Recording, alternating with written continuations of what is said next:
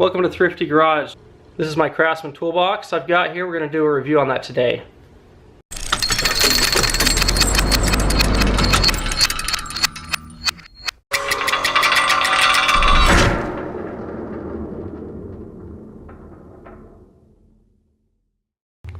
This Craftsman box was purchased in two different portions. The black portions were purchased together as a set. They were actually given to me as a gift, and then several years later I purchased this red portion. I think the value at the time for this black portion was in the $200 to $300 range. I can't recall how much the red portion cost. This has been a great beginner toolbox for me, a home and garage toolbox. The main difference between the red and the black sections, I would have to say, is the type of drawers we have. This black drawer was what I first had, and they do not have any ball bearings. They're just, they call it the Quiet Glide. So this Quiet Glide looks like it's some sort of bushing mounted in there. These look like they're spot welded into place, these rails. And then for years I used that, no issue. And then I purchased this middle section, and this just works flawlessly. So now I'm getting to the point where I kind of want to upgrade because I can feel the difference between the two boxes. This red box has the ball bearings. I think it's a double ball bearing, and it really just operates a lot more flawlessly.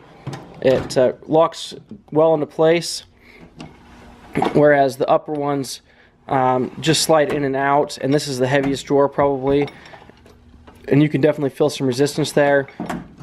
There is no snapping into place. It's just kind of the friction is going to hold it in place more or less.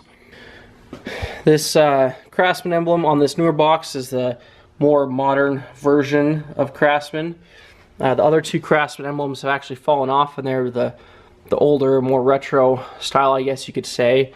So those have both fallen off. I don't generally use my locks, but all three boxes have their own locks.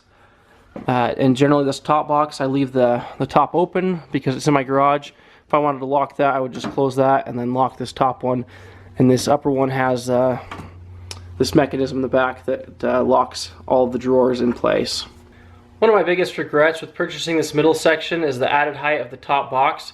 I'm about 5'10", and the new raised height of this box is 5 feet 4.5 inches, and that makes it just right at eye level. It makes it a little bit difficult for me to look inside.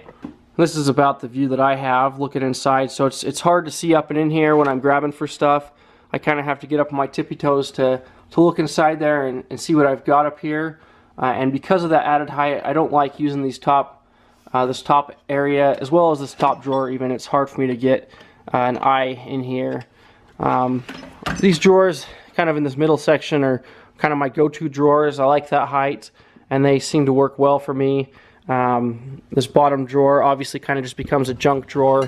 I kind of throw my zip ties, and really that's the main thing I use in this drawer. Everything else in here is just kind of things I rarely use or kind of just storage. So one big question you might ask on this toolbox is how does it stood up the last 10 years or so that I've had it? And honestly, it's held up fairly well. There are a few things that have occurred, and let's go over those right now. So again, these Craftsman emblems did fall off. That would be probably one of the first things that fell on this box.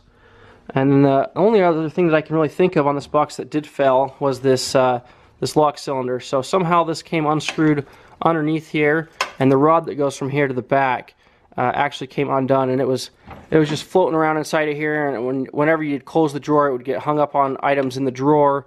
Really kind of a pain in the butt. Fixed that, and that went away. And other than that, you know, it's operated really well. It's been great to use.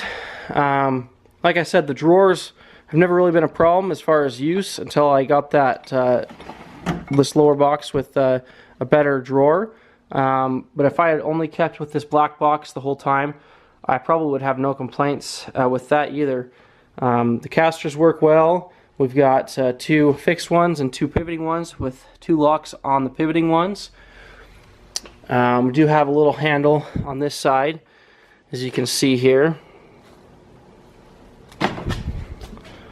On this top box, we've also got a handle that works well to move that.